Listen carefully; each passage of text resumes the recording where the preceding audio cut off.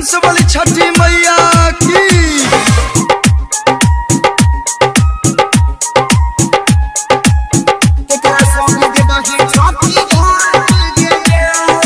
DJ Umesh Sukhipur बाजार।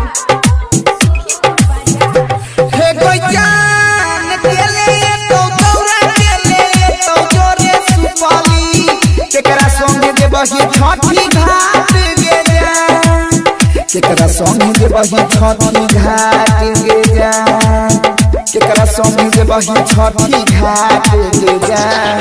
केले तो गौरा केले तो जोरे सुपाली केकरा संगे देबही छठी घाट गे जा।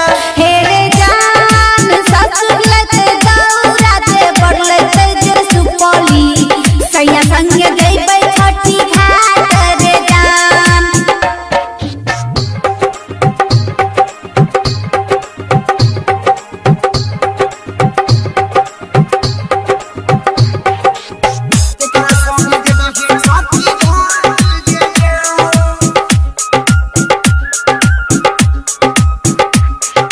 डीजे उमेश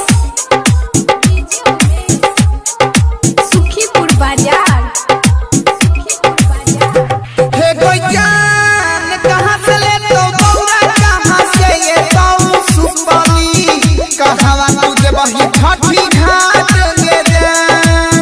कहवा तुझे बही छठी घाट गे जा। कहवा तुझे बही छठी घाट गे जा। कहाँ से ले तो गौरा कहाँ से ये तो सुपाली कहवा तुझे बही छठी घाट गे जा।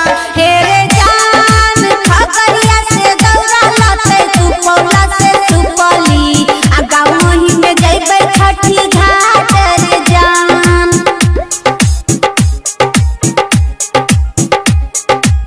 केकरा संगे देबही छठी घाट गे जा।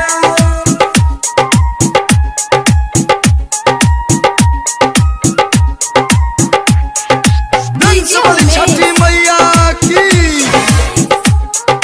सुखीपुर बाजार। हे गजान पथी के तू औरत देबही पथिए चढ़े बही पथिए तू मंगबे बारा दाना बागे जा। पथिए तू मंगबे बारा दाना बागे जा।